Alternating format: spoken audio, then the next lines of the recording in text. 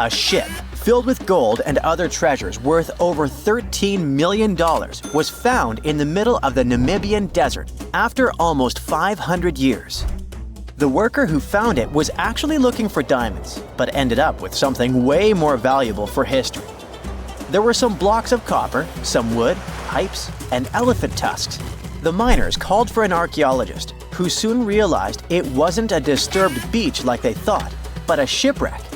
All evidence showed that it was a Portuguese trading vessel, Bom Jesus, that went missing in the 16th century.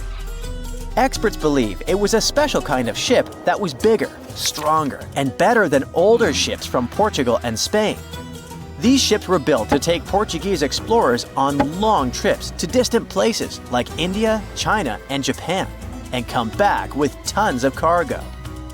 The Bom Jesus was likely carrying treasures from Lisbon, Portugal, to Western India.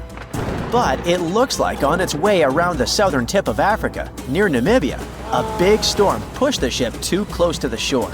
The ship hit a rock, tipped over, and broke apart, sinking into the ocean.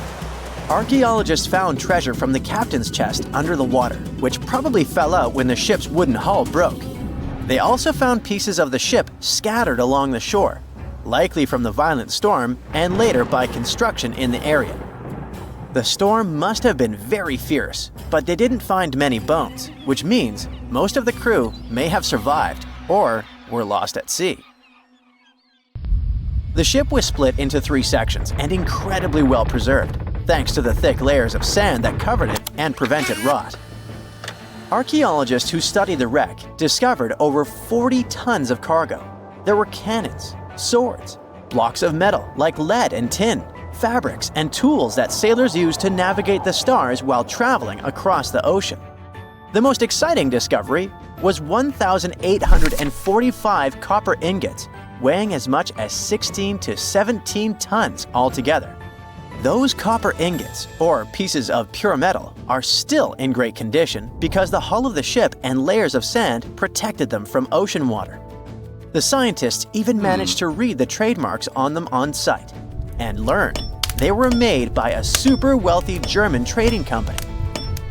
There were also more than 2,000 shiny gold and silver coins from different countries, and 105 enormous elephant tusks weighing about 2 tons.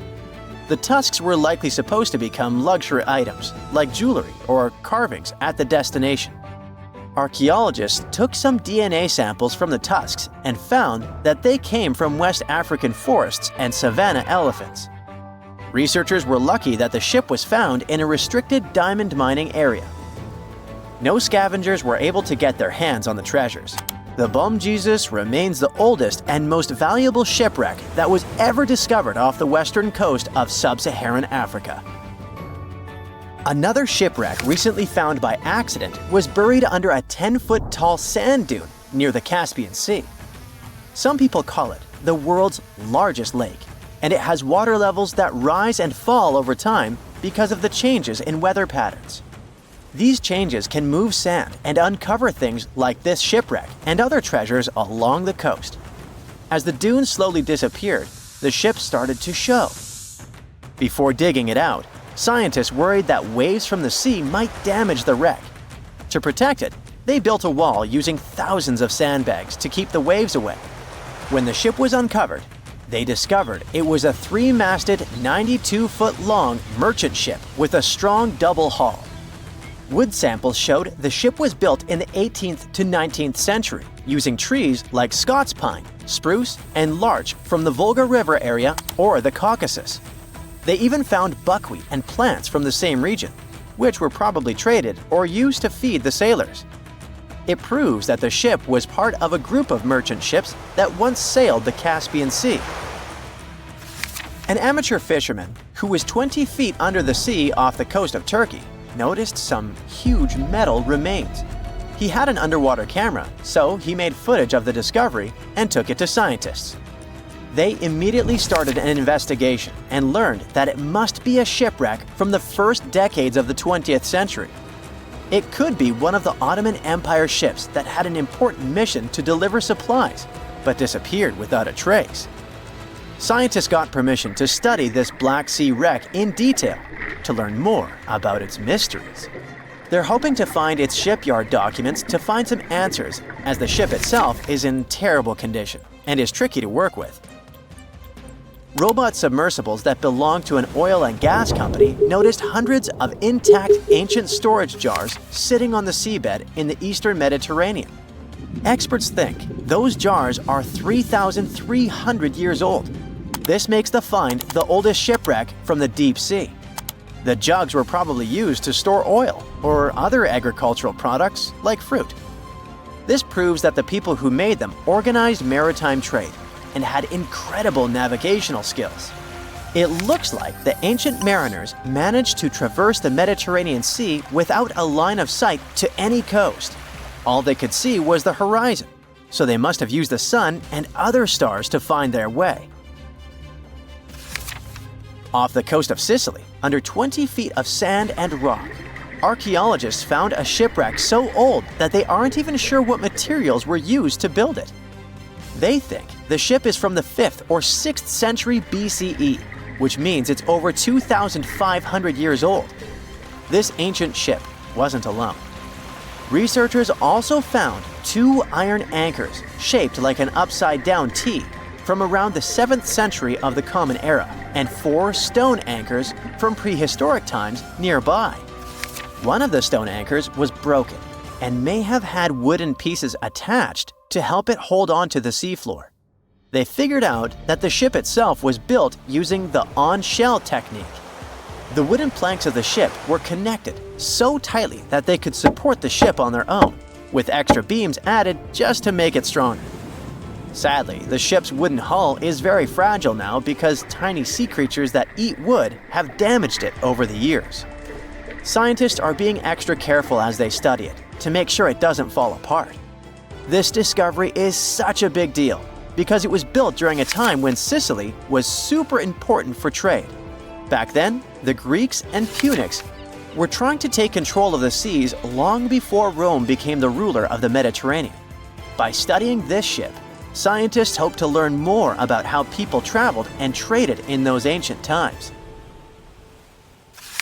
One more shipwreck, this time off the coast of Kenya. Could be from Vasco da Gama's final voyage. This Portuguese explorer was the first European to reach India by sea around the Cape of Good Hope. Local fishermen discovered the shipwreck in question in 2013. When an underwater archaeologist came to check it out, he found some treasures at the spot: elephant tusks and valuable copper ingots.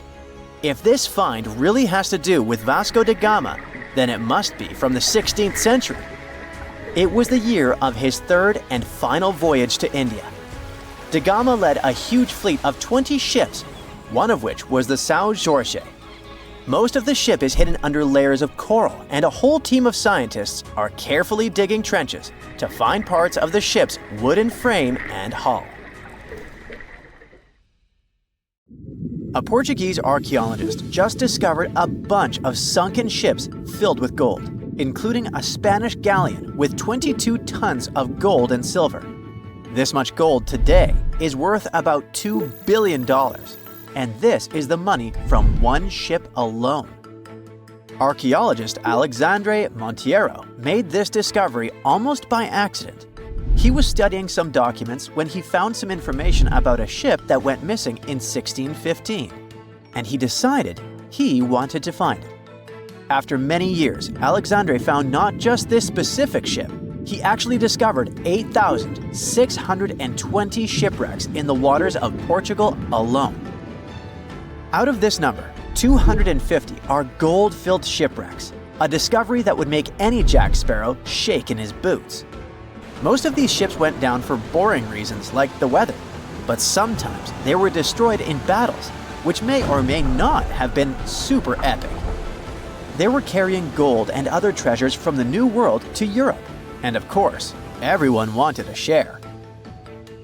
Alexandre had been studying historical shipwrecks for 30 years now, so he has discovered many ships that went down in somewhat glorious ways. In 1816, for example, a ship of one of the richest men in Portugal sank in Australia. with an insane amount of 66,000 silver coins. This was the first ship from Portugal to ever plunge in the waters of Australia. The bad news is that these ancient sunken vessels, filled with riches and epic stories, are not so easy to reach. They're deep down in the ocean and covered by sand. You could still try, but that would be stealing part of a country's history. And you wouldn't want to be that person, would you? Naturally, Portugal was not the only country that explored the seas back then. The coast of Europe is packed with sunken ships filled with gold. In fact, there are about 1 million historical shipwrecks underwater right now, and the treasures abandoned under the sea might be worth around $60 billion. It's an insane amount of money, but let me tell you that these gold-filled sunken ships aren't really worth the hassle. There are many stories of maritime treasure discoveries that turned into insane lawsuits and even long jail time. Our first story starts in 1746, when a violent storm crashed a ship called Prince de Conti near an island in Brittany. The ship was filled with tea, ceramics, and 100 gold ingots. Of course, the owners of the ship tried to save the loot, but if it's not easy now, imagine how it was back in the 18th century. It took more than 200 years for the vessel to be found. It finally happened in 1975, when a group of French men discovered it and decided to take pretty much every valuable thing they could find. Now, I said these things were not worth the trouble for a reason. In France, if you find anything that can be historical, you must declare it to the local authorities within 48 hours. Fail to comply, and you will be committing something known as a crime. To be fair, our French friends here did declare their findings, but only the corroded cannons from the ship. And the gold? Well, they sold it. Obviously, because each gold bar is worth between $125,000 to $231,000. It took French authorities almost 50 years to retrieve the stolen gold, and they didn't retrieve all of it. Part of it was bought by an elderly couple living in Florida, and the crime is so serious they were charged for connection with money laundering, organized crime, and the trafficking of cultural goods. The poachers also sold some gold ingots to the British Museum collection. Now, let's go back to the 1850s, when a steamer called SS Central America traveled from Panama to California and back again. This was during the California Gold Rush, a time when 300,000 people moved to California to dig for gold. Because the travel route was not easy breezy, people needed to carry their gold around on big ships. This is where our friend SS Central America comes in. In 1857, the ship had 578 people on board and about 10 tons of gold. Very few survived, and around $100 to $150 million in gold went down with the ship. All of this explains why in 1988, a group of investors from Columbus decided to finance a research project to find this ship. The research was led by a guy named Tommy Thompson. Tommy was really crazy about the idea of finding this sunken ship filled with gold. It took him years to find the exact location of the SS Central America, especially because the ship was 7,500 feet beneath the surface of the Atlantic Ocean, and retrieving it required a lot of fancy tech. A group of 161 investors paid for his adventure, but it goes without saying that they were not doing this out of love from their hearts. They invested $12.5 million in this project because they were expecting to earn at least 10 times more. But since life is not all sunshine and rainbows, 39 insurance companies sued the research team as soon as they retrieved the gold.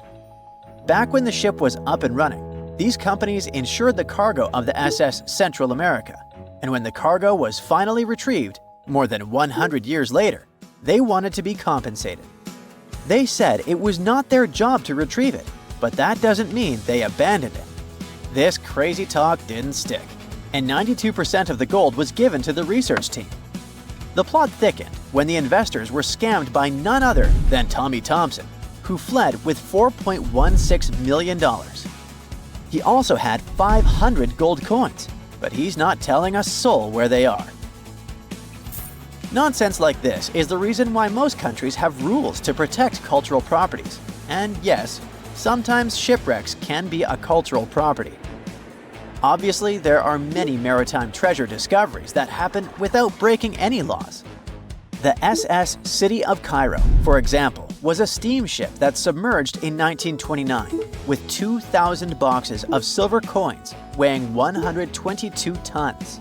A company called Deep Ocean Search retrieved the coins from a depth of 17,000 feet, which is 4,500 feet lower than the Titanic. 34 million pounds went to the UK Treasury, and the Deep Ocean Search also got a share. The good news here is that some of the coins can be bought by collectors, legally. Paying for a treasure is probably the closest you can get to an underwater archaeology find. I know, all I did was destroy your piracy dreams. But while raiding gold-filled shipwrecks may be a crime in most countries, or just financially impossible for us mere mortals, not all hope is lost. There is about $771 trillion worth of gold lying on the ocean floor, and it doesn't have an owner. It's like an underwater gold mine, except the gold is in the water. You know how the water of the ocean is salty? Well, the gold gets mixed with the minerals in the water, so it's not like you stumble upon a gold nugget on the beach. Each liter of ocean water has 13 billionths of a gram of gold, and it's very difficult to extract such tiny particles of gold from the water. But that doesn't mean people haven't tried, and of course, there's been a scam here too. In the 1890s, a guy claimed he had invented a thing that would suck gold from the seawater. When he got enough money, he fled the country with the cash. If you really want to get some gold, you could try to extract it from the Earth's core, which has 1.6 quadrillion tons of gold. There's 16 times more gold in the Earth's core than what humans have mined in the whole of history. No hoax involved here, because nobody has dared to go down there yet. With archaeologists discovering gold-filled sunken ships out and about, maybe we can make our own maritime treasure discoveries, or at least save enough money to buy some silver coins. The year was 1865. It was a boom of migration worldwide, with novel places discovered and new settlements created. Without planes like we have now, a ship was the only way to escape from the old life and journey towards a new, hopefully brighter future. So, a voyage like that was quite a regular thing to do. More than 500 immigrants safely reached Queensland, and the ship was supposed to head back to London sometime later. It was indeed a long journey, but not many people were willing to return to England.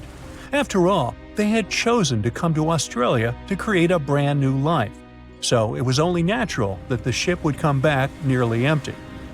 However, the return trip was still quite lucrative, thanks to the cargo the ship would carry. The amount of produce ready to be shipped was substantial, primarily consisting of wool soaked in arsenic, tallow, and hides. It was two birds with one stone. Not only could the crew wait out the winter, warm in Australia, while England endured bitter cold, but they also wouldn't waste their time. With the sheer volume of produce to be loaded, it would take them around 3 months to accomplish this task. Reports were circulating that the Fiery Star was almost done loading up, but it turned out that the assessment was a bit too optimistic. To pass the time, Captain Ewell thought it would be a good idea to reach out to the Acclimatization Society and offer to help transport any animals they wanted to send to England on the Fiery Star. He already had some emus and kangaroos on board, but there was still room. The society held a vote, and they were totally on board, pun intended, with Captain Ewell's idea. They figured sending some taligalas would be a great plan. Even though a few of these birds were already in England, the French Society needed a couple, and they could get them shipped there through England. Little did the crew know that all this cargo, all the produce they were willing to sell in England, would ultimately lead to the ship's destruction. Not only was the Fiery Star lost, but most of the people on board did not survive to complete the voyage. March 23rd. That was the day when the ship manifest was finally published.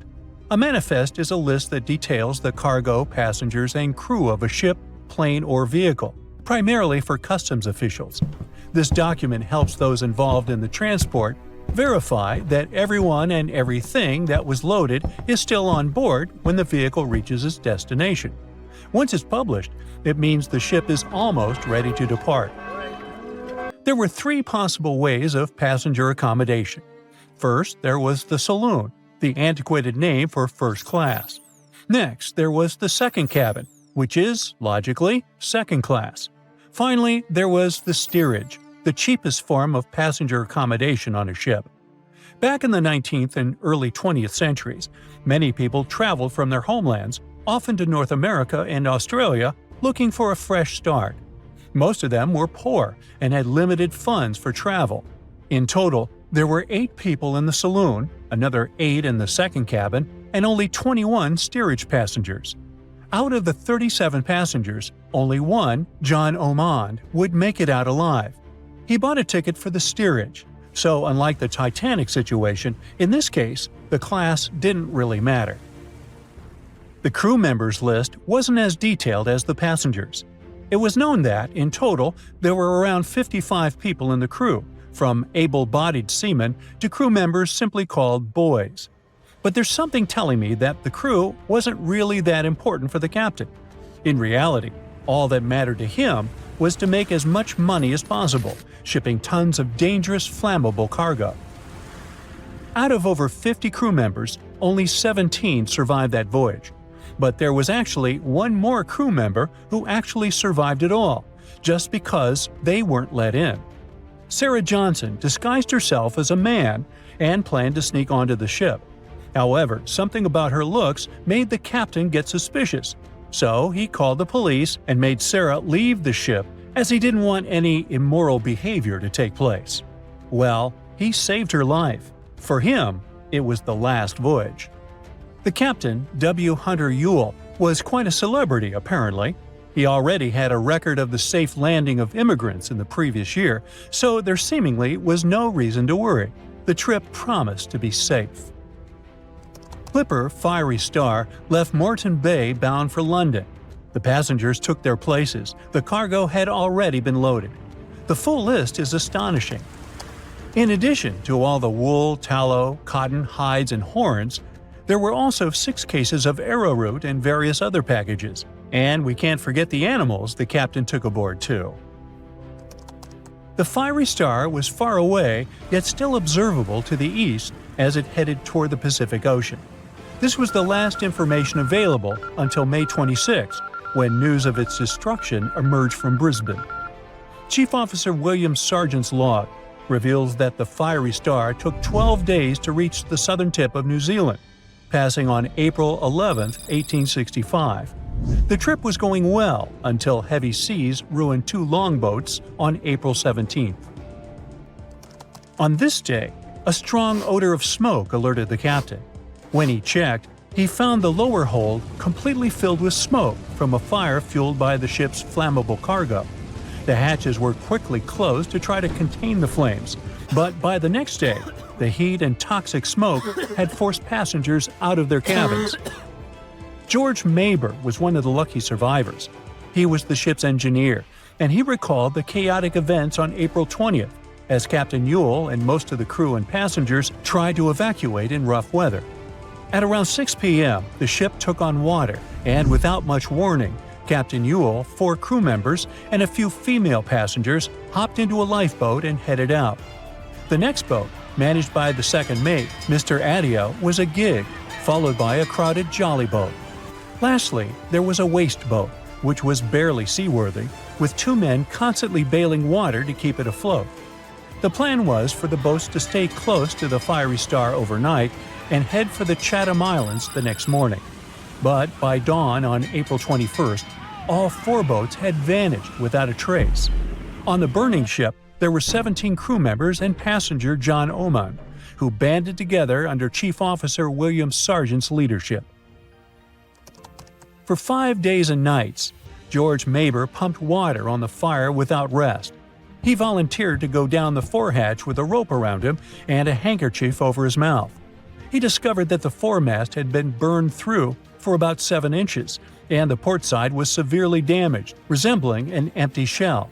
Exhausted, he returned for fresh air, but later descended again with Quartermaster Marshall to access a water tank. They couldn't open the lid, and as George crawled over the hides, he felt himself sinking. When they reached the deck, they collapsed from exhaustion. The cargo had been destroyed by smoke and fire, and the heat on the deck was intolerable. The crew survived on limited rations and caged chickens, using every spare piece of wood, including pigsties for the pumps. Distressed pigs ran wild in the heat. A raft was constructed, but was too weak for the open sea. Sleep was elusive, and the crew had lost everything, with only hopes of reaching land or meeting another ship. Finally, the Dauntless appeared and sent a lifeboat to the Fiery Star. Captain Moore boarded the Fiery Star on May 12th, and after assessing the situation, he agreed that the crew could do no more. They boarded the Dauntless at 4 p.m., witnessing the Fiery Star succumb to flames by 11:30 p.m. It was a narrow escape. There's a ship drifting somewhere in the ocean without a crew. The last time someone saw it was over 50 years ago. Its story reminds of that of the Flying Dutchman, a ship that's bound to sail forever and bring disaster to whoever sees it at sea. At least the legend says so. Unlike the Flying Dutchman, the SS Bay Chimo was definitely real and built for a German company in Hamburg and began as an ordinary cargo ship. It was trading supplies between Hamburg and Sweden in the Baltic Sea starting from 1914. It had a strong steam engine and a hull made of steel. A few years later, it became British property. Then, in the 1920s, a Canadian company purchased it for around $18,000, a huge amount of money back then. The new owner, the Hudson's Bay Company, was actively using the ship for several years. They would often send it on voyages from its home port in Scotland to Siberia, Alaska, the Yukon, and the Northwest Territories. It also passed through the Panama Canal and even the Suez Canal, with fur pelts for sale on board. Sometimes it would also transport passengers. It had completed 9 successful voyages before this strip of good luck came to an end. Starting from the 1930s, SS Beichimo would have trouble with ice and storms. When it first got trapped in ice in October of 1931, some of the crew managed to escape to Alaska. 15 of 22 sailors decided to stay with their vessel and try to save it. They had furs and other valuable cargo worth around $58,000 aboard. The company sent them supplies to survive the winter.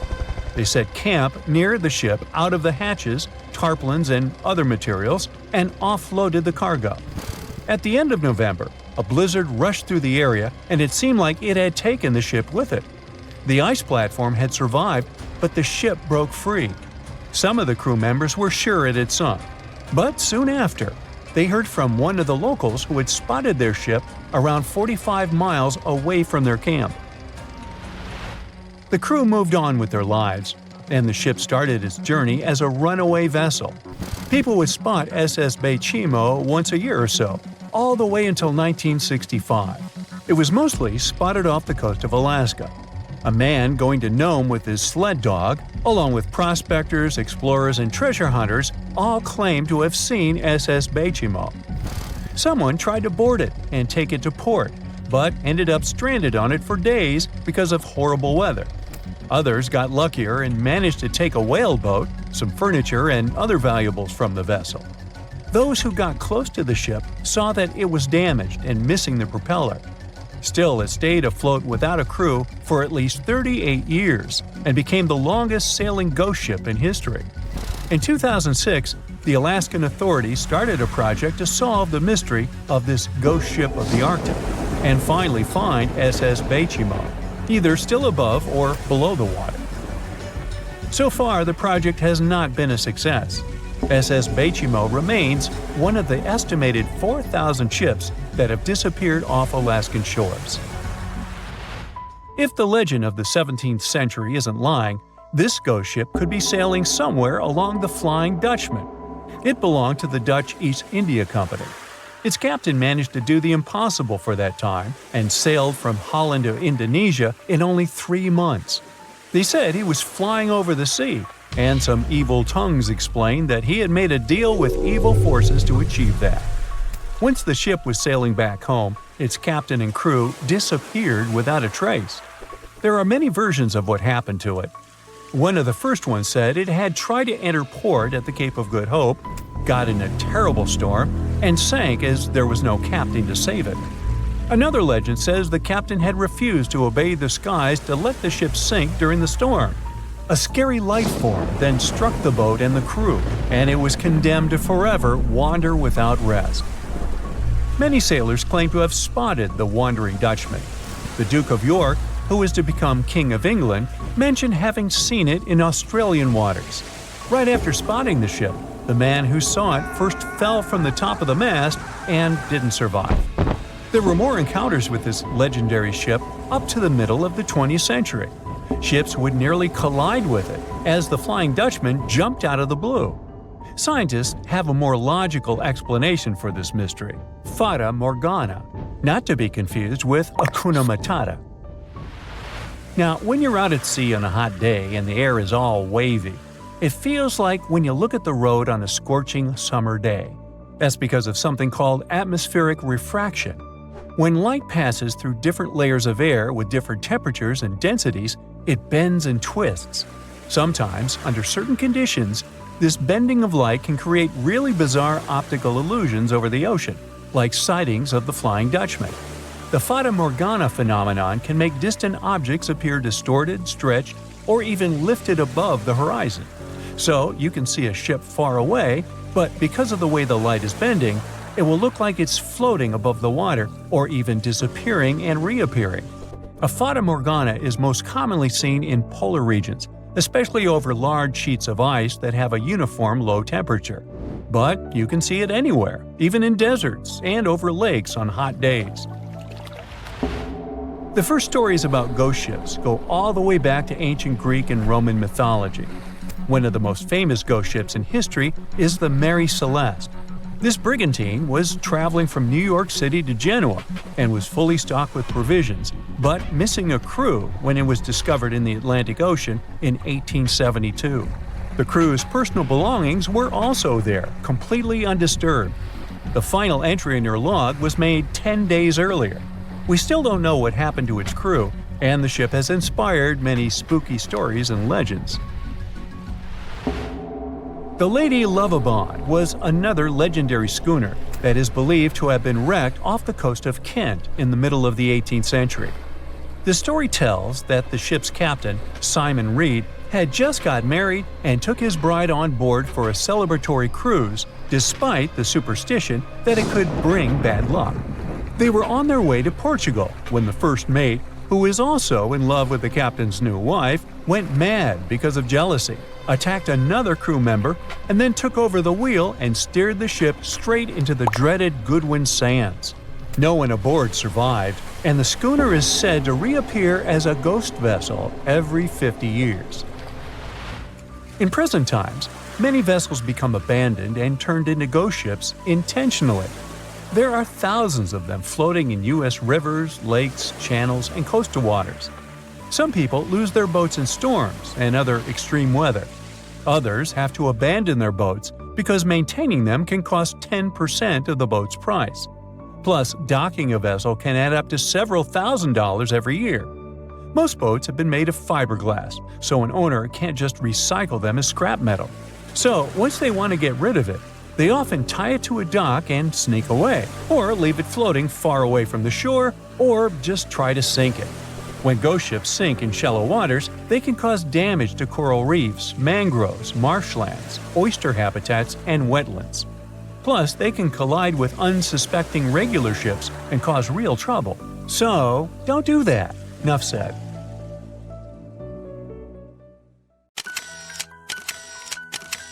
At the beginning of the 20th century, somewhere off the coast of West Africa, a German steamship was leaving the port. Suddenly, the weather got worse, and the vessel entered a thick fog. The sailors ran aground on a sandbank close to the shore.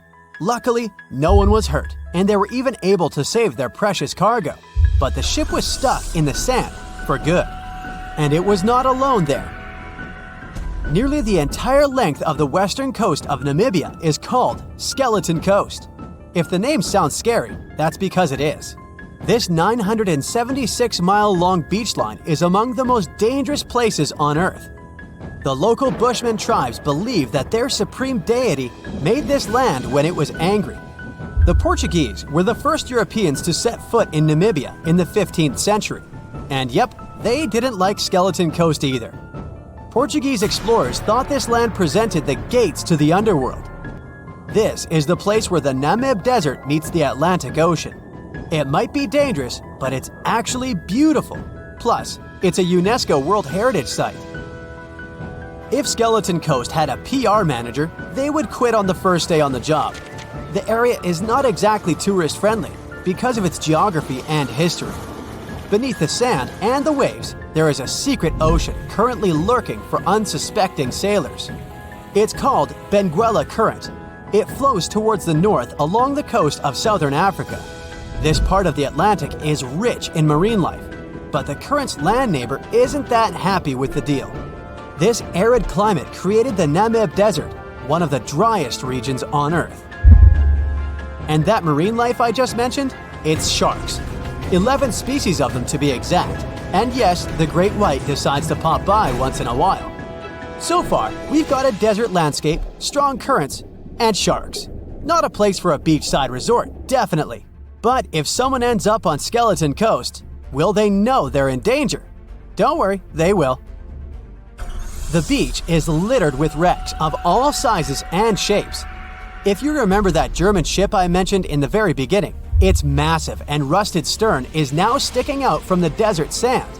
There are some 500 wrecks in total scattered along the coast, and it's a mixed crowd, from Portuguese galleons centuries old to ships that ran ashore here in the 21st century.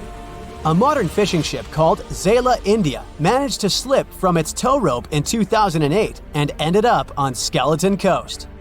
Okay, it didn't escape on its own, it had some help from the elements. But it's better to be a tourist attraction on a beach than to be broken up for scrap. That's where the trawler was originally going, poor thing.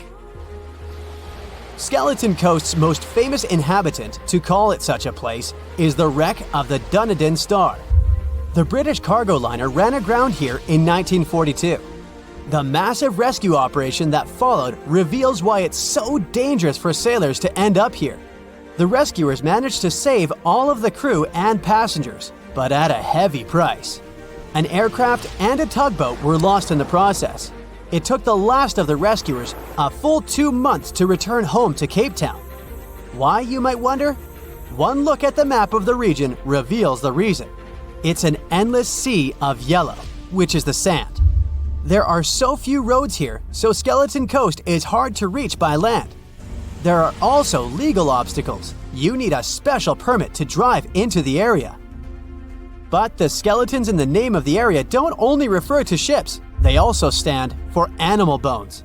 Most of these belong to whales and seals. Many animals have adapted to the area, so lions and hyenas roam the coastline in search of a meal. Yeah, now there are hungry lions as well, as if those sharks weren't enough. Other animals with a temporary residence on Skeleton Coast include elephants, cheetahs, leopards, and giraffes.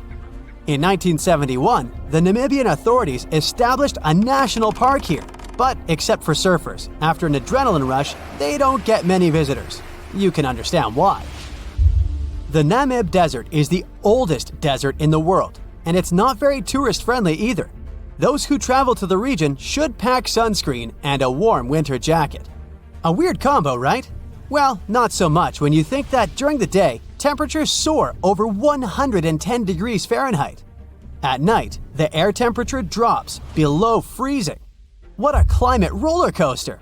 And that's not the final danger. Yep, there's more. Remember how that German ship got lost in thick fog? Yeah, it wasn't a one-off event. Because of the region's climate, fog shows up frequently. Sailors should cover their ears now, but this fog is actually good for wildlife.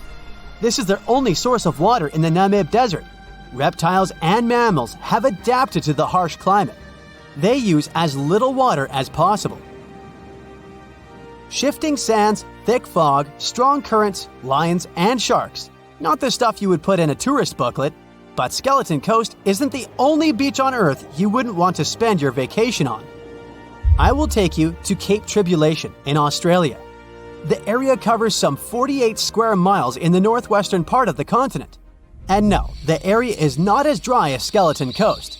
It's part of the Daintree rainforest. You could say that here, it is the rainforest, not the desert that meets the ocean. The beach at Cape Tribulation is straight from a postcard.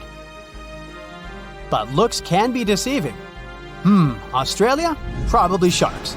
No, crocodiles are out here to get you if you decide to go for a dip in the sea. There are saltwater crocodiles that the locals call salties. Well, that's a cute nickname for such a dangerous reptile. And it's not just them. The wildlife seems to have a beef with visitors. From October to June, the waters around Cape Tribulation are full of box jellyfish. Their venom affects the human cardiovascular system. When touched by a jellyfish out at sea, swimmers won't have enough time to reach land for help. Vinegar helps neutralize the sting, so you might want to keep a spare bottle in your luggage. Crocodiles and jellyfish sound dangerous, but there's one more animal you should look after. It's the wild boar. It might sound funny, but you won't laugh when you're being chased by one of these across the beach. 21 million wild boars live in Australia. They're mostly active at night, making it even more dangerous if they charge at you. The best defense is running in circles. Wild boars can't cut corners well. That's probably why we don't see many of them taking up careers as race drivers. Cape Tribulation has one last danger installed for you, and it's not an animal. Out here, even the trees are plotting against visitors. The stinging tree got its name for a reason. If you try to pick one of its beautiful red berries, it'll fight back. Its prickles are like tiny glass shards. The less than pleasant effect on your skin will last for a month. Then there is this wait a while bush. Who keeps naming them like this? This long vine has spikes that grab hold and just don't let go. They are so strong they can pull a human off a horse. You'll have to wait for someone to come by and save you from this thorny grabber. If you are about to cross this Australian beach from the vacation list, hold on for a second. Tourism is booming here. The local authorities have restricted access to all of the danger zones. Visitors go swimming in dreamy water holes that are surrounded by lush vegetation. There are even ropes to swing from. Now, that's a beach you can finally relax on. Strange things occur in the cold waters of Antarctica. One of these things happened to a ship called Jenny. It was a small schooner whose history began in 1822. The boat and its crew set sail and disappeared a year later. For 18 years, the ship was considered sunk. People forgot about it, but in 1840, the vessel reminded the world of itself. That year, the whaling ship Hope sailed through the Drake Channel in Antarctica. The crew members noticed a ship among icebergs. It was the schooner Jenny. It was floating slowly in the dark, with no signs of life. The captain of the Hope, Mr. Brighton, gave the order to approach the mysterious vessel. They thought it was some creepy ghost ship, but as they came closer, they noticed crew members on the deck. The sailors of the Hope called out to them, but received no answer. This time, it became clear that something terrible had happened to the Jenny. When Brighton boarded, he realized that the Jenny crew members weren't missing. They were here. Frozen people stood like statues. Brighton went down to the lower deck and found the captain. He was sitting frozen at the table, holding a pen. Brighton looked at the logbook. The last record was made on May 4th, 1823. The captain wrote that he was the only living member of the crew. They spent 71 days without food. It seemed that the ship got lost in the sea because its captain went off course or sailed into an iceberg, but no one knew for sure. After that, nobody ever saw the Jenny again. According to rumors, the crew of the Hope abandoned the frozen ship and left it to drift in the cold waters. According to other rumors, this whole story is fiction. The story of the Jenny was described in a German magazine in the middle of the 19th century. Still, there was no further evidence of the ship's existence. Already in our time, Cambridge University decided to explore the case of the Jenny. The researchers discovered that one of the crew members of the Hope, who didn't disclose his name, told someone the legend of the frozen ship. Someone shared the story with another guy, and it was published in a German magazine called Globus. And that's all. There was no other evidence. One of the most famous ghost ships was the Mary Celeste, and there's no doubt about its existence. The history of this vessel was documented in court. People wrote about it in newspapers, but the most exciting thing is that the ship continued to be used even after 10 people disappeared from its deck. The history of the Mary Celeste began in Canada in 1861. When it was first built, the ship was called the Amazon. It changed captains several times, and it also hit some rocks. The boat was sold, bought, then sold again, repaired, and sailed under the name Mary Celeste. In 1872, it had a new captain, Benjamin Briggs. He was a decent, brave man with a lot of experience in navigation. He had a beloved wife, a daughter, and a son. When he went on his last voyage, he took his wife and daughter with him, and his son stayed in America. In November of 1872, the Mary Celeste sailed from the port in New York with 10 people on board and disappeared. 8 days later, another ship, the Dei Gratia, also left New York and followed the same route. Dei Gratia's captain, David Morehouse, noticed the Mary Celeste and immediately realized something was wrong. The ship was moving too freely, as if no one was controlling it. The captain tried to contact the crew members, but no one answered him. Then, together with other sailors, he climbed aboard the Mary Celeste. The ship was in good condition. There was no damage. The hold was slightly filled with water, but it could be easily pumped out. Everything seemed fine, but one lifeboat was missing. The crew members' valuables were in their cabins. The cargo was in the hold. The supplies of water and food were untouched. Judging by the records in the logbook, the ship was caught in a storm, but it was not too strong. Other ships also sailed through this storm, but nothing bad happened to them. The last record was dated November 25th, and it claimed that everything was fine. The sails of the Mary Celeste were slightly damaged, but perhaps it happened after the crew had disappeared. The whole ship was in excellent condition, but what made the people leave it? Part of the crew of the Dei Gratia stayed on board the Mary Celeste to bring it to dry land. Everything went well. They delivered the ship to the closest port. Next, the captain of the Dei Gratia appeared before the court and told about what had happened. However, the prosecutor and the judge didn't want to believe in the story of the Mary Celeste. They were sure the captain got rid of the ship's crew to get money for its cargo. According to the maritime laws of that time, if you found a ghost ship with valuable cargo, then a substantial part of this cargo belonged to you. So, many people thought that David Morehouse decided to earn some money. This version seemed to be more valid than the one about the mysterious disappearance of 10 people. Fortunately, no one accused the captain of committing a crime. They thanked him for his service and gave him a monetary reward. However, his reputation was damaged, which greatly affected his career, as many believed he attacked the crew of the Mary Celeste. But even after this terrible case, trial, and investigation, the story was not over. The Mary Celeste was still an expensive and efficient vessel. It sailed several times, but then one captain crashed it into the reefs to get insurance. The court revealed this deception and accused the captain of intentional property damage.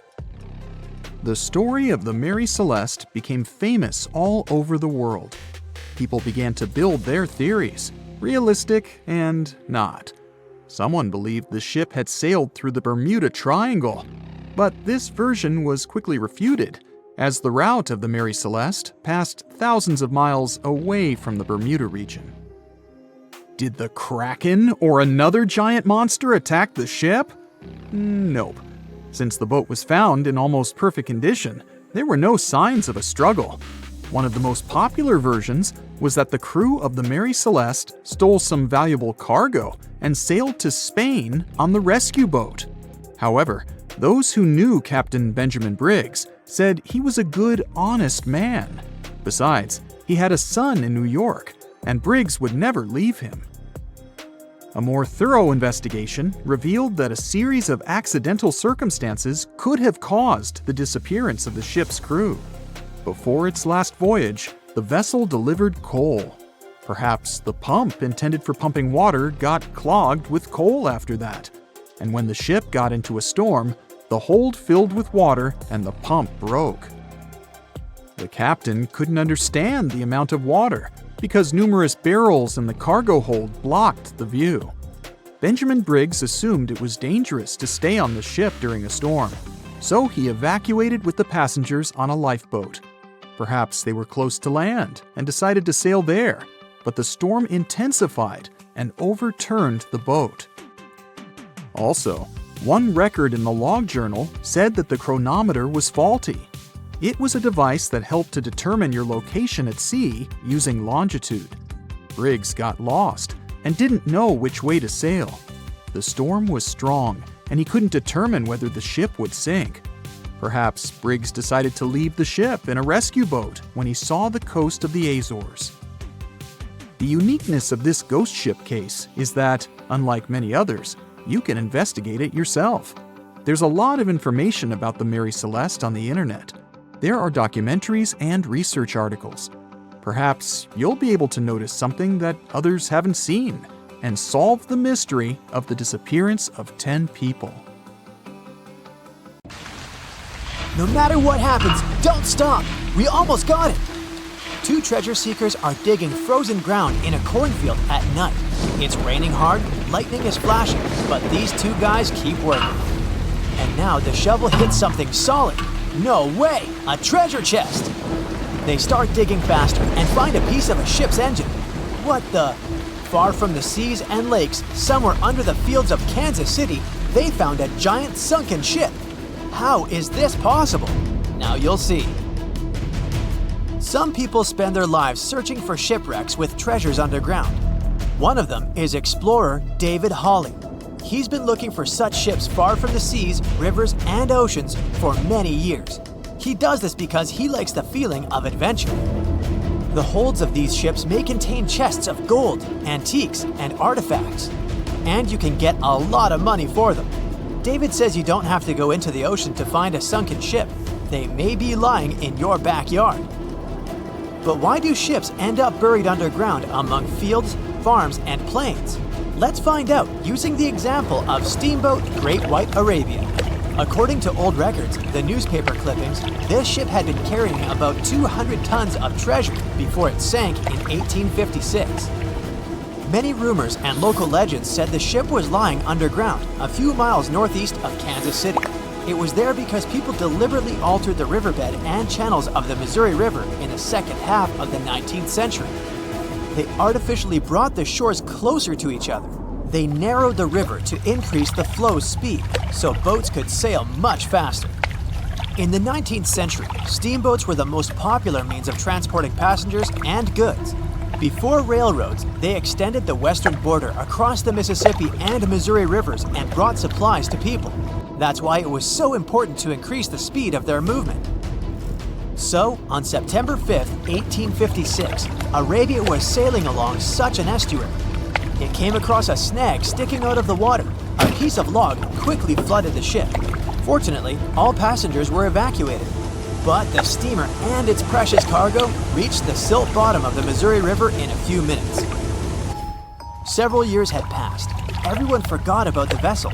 During this time, the course of the Missouri River had changed. But Arabia remained under the wet, muddy bottom. The soil level above it was getting higher, and the ground was losing moisture. Eventually, many decades later, a cornfield formed above the sunken ship. In the 1980s, one farmer owned this area, and he had no idea what was hidden in his territory. David Hawley carefully studied the history of the sunken ships of the USA. He knew that hundreds of steamers had gone underwater all over Missouri, but most of all, he was interested in Arabia, as there were rumors that it was filled with gold and other valuable things. The territory of cornfields in Kansas was vast, but David Hawley knew how to search properly.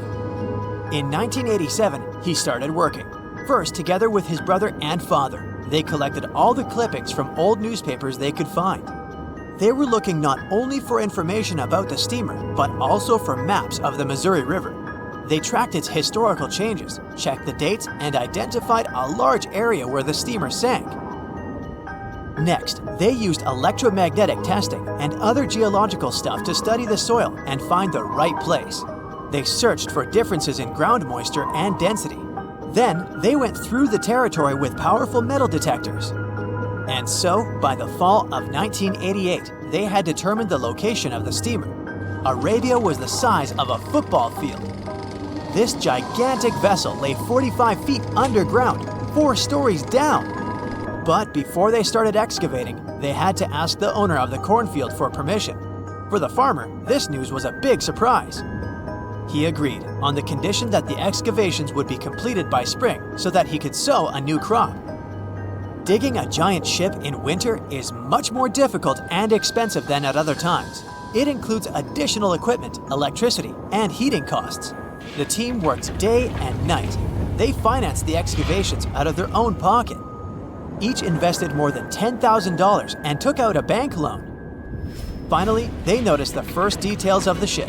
The shovels hit the huge engine boilers and the deck. The goal had been achieved. Most of the cargo lying inside the sunken ships is covered with rust, shells, mud, and is badly damaged.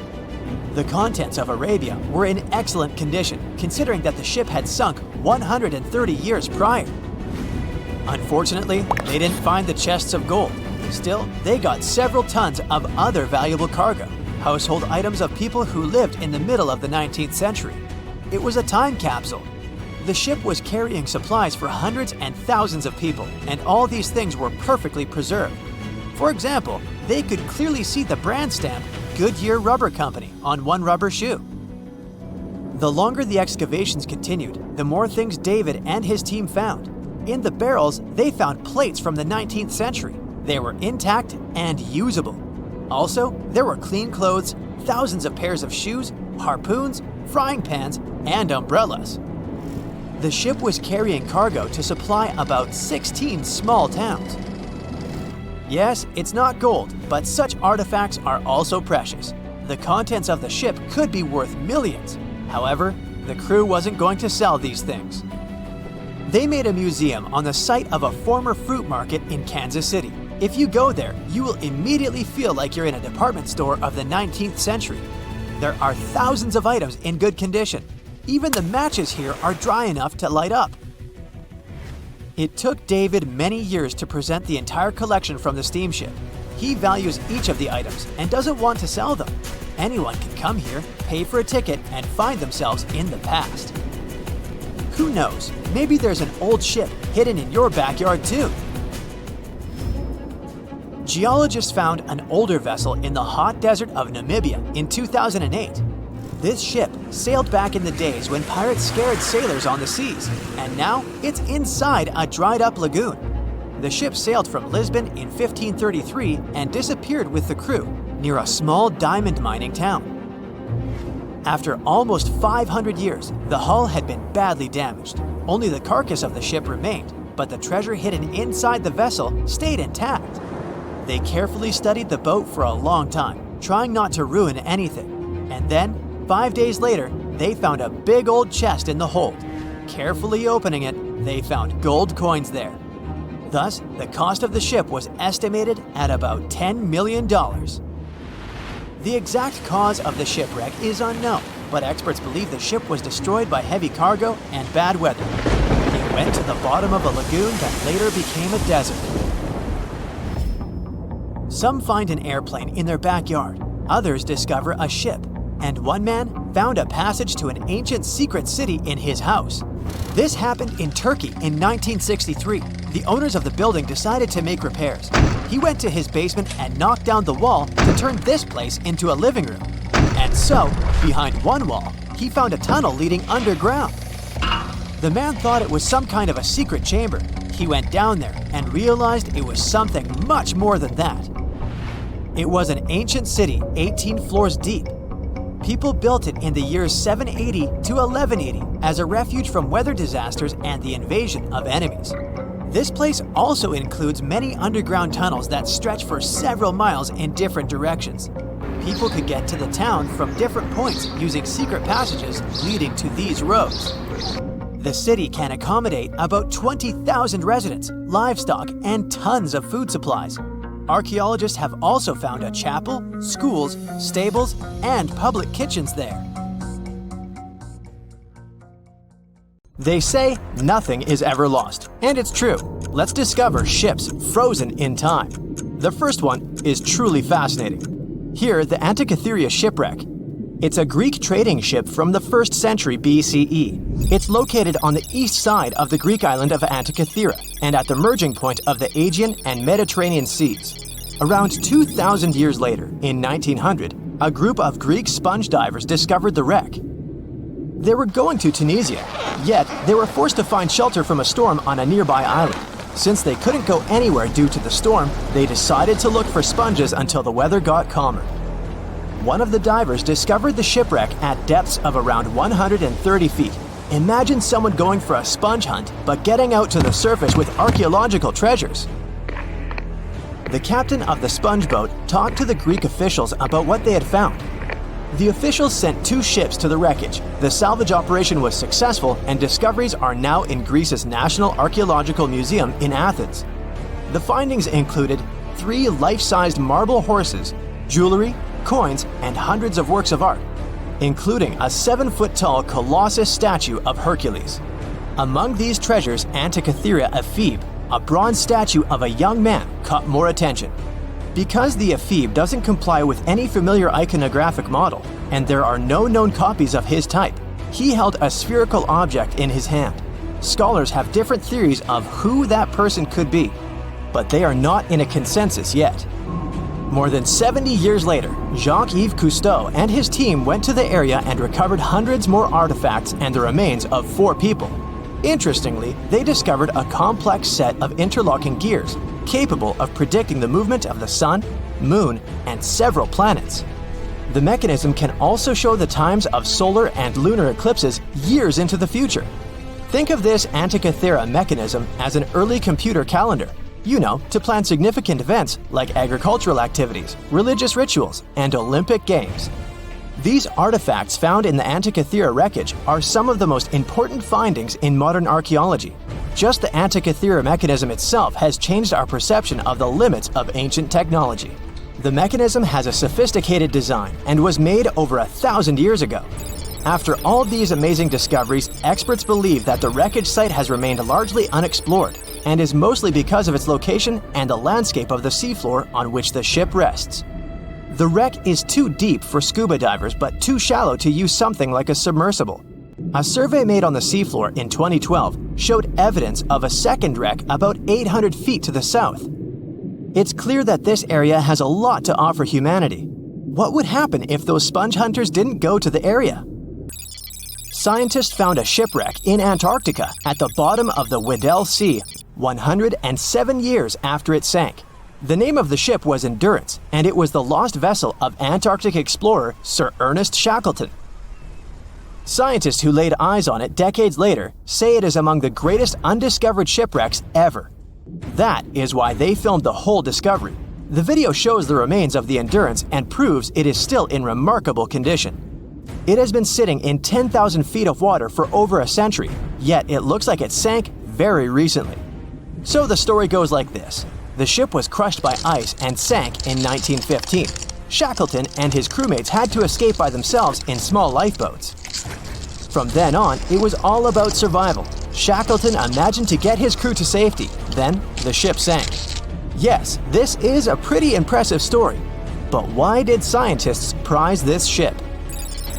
Firstly, Shackleton's Imperial Trans-Antarctic Expedition sailed to make the first land crossing of Antarctica. Yes, the crew was trapped in ice, but the intention was important. Secondly, it's about the challenge itself of finding the shipwreck. The Weddell Sea is almost always covered in thick sea ice. You know, the same ice that made the Endurance sink. Getting near the presumed sinking location is super hard, let alone being able to conduct research. Experts of the modern expedition team foresaw the time when the lowest extent of Antarctic sea ice would come using satellite images. They realized that the weather was in their favor to start an expedition. Dr. John Shears said that they have successfully completed the world's most difficult shipwreck search, fighting against constantly shifting sea ice, blizzards, and temperatures decreasing to -0.4 degrees Fahrenheit. Yeesh, I can't imagine the worst conditions in Antarctica if these conditions are in their favor. Lastly, look at this. It's timbers. They're very much intact. Plus, you can read the ship's name. It's still visible. Marine archaeologist Menson Bound says that this is the finest wooden shipwreck he has ever discovered. He has 50 years of career experience, so I believe the guy. So how come the wood is not rotten? Dr. Michelle Taylor, a deep-sea polar biologist, said that there has been little wood deterioration because the wood-munching animals are not in this forest-free region of Antarctica. Workers of a coal mine in East Serbia discovered 3 shipwrecks that had been there for at least 1,300 years. The largest shipwreck is an ancient Roman fleet. It's around 50 feet long with a flat bottom.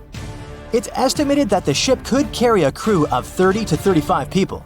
Looking at its hull, you can see the marks of repairs. Wow, this one had a lengthy career. You know, it gives us insight into more than 1,000 years ago. The 2 smaller vessels, on the other hand, match descriptions of boats used by Slavic groups to attack the Roman frontier. These 2 have been discovered under mud and clay in an ancient riverbed. Apparently, in those times, there was a Roman base in a place called Viminacium City. Interestingly, Viminacium was a provincial capital with an estimated 40,000 inhabitants in the 4th century CE. For comparison, it was even larger than Pompeii. The Kostelach coal mine is a center of hidden gems. Archaeologists had found evidence of ancient human and animal activity here before. For instance, in 2012, experts found bones of at least 5 woolly mammoths, which went extinct about 10,000 years ago. Canadian archaeologists found a ship 150 years after it went missing in the Canadian Arctic waters. This merchant ship is called HMS Investigator. It was purchased in 1848 to search for the explorer Sir John Franklin's ship that got lost in the Northwest Passage expedition. So, HMS Investigator left Britain in 1850 for this rescue operation. The expedition crew, captained by Robert McClure, sailed the Investigator into the water. He realized that he was in the final leg of the Northwest Passage, the sea route across North America. But before he could sail into the Beaufort Sea, the 122-ton ship itself got stuck in the thick ice. The crew spent the winter over the Prince of Wales Strait. The following summer, McClure tried again to sail to the end of the passage, but the ice blocked his way once more. Here, too, the crew was forced to leave the ship. He steered the crew into the Bay of Mercy. There, they were to remain until 1853 when the crew of the HMS Resolute rescued them. Imagine a crew of 60 people who had to spend 3 winters in the Arctic without even knowing if they would survive. Later on, the ship was found sitting upright in about 36 feet of water. It was in very good condition. Arctic water has prevented the outer deck of the vessel from deteriorating quickly. The outline of the ship and its timber can be clearly seen. Plus, archaeologists have uncovered artifacts on land left by the sailors. They had unloaded everything before abandoning the Investigator. 3 sailor graves and 1 British naval shipwreck had also been discovered in the area. I wonder what else they could find there. Wow, it's the only place where 1 minute you're learning 17 natural ways how to get rid of houseflies, and the next, you're taking an epic journey straight into a black hole. More than 10 billion, with a B, views in total. That's 47 billion minutes watched, or more than 70,000 years. That's all the way back to the Ice Age. No, I wasn't around then. 40,000 videos, hundreds of topics, and most importantly you, a whole 44 million of you. our viewers. We could populate an entire country if we wanted to. We'd like to continue helping you learn and giving you useful skill improvement tips. Got a thirst for knowledge? We've prepared 4 masterclasses on creating a 2D character animation from scratch, 10 hours of video lessons, practical tasks using professional software, and additional materials that you can use with your own projects. Get the full course now and create your own animated masterpiece.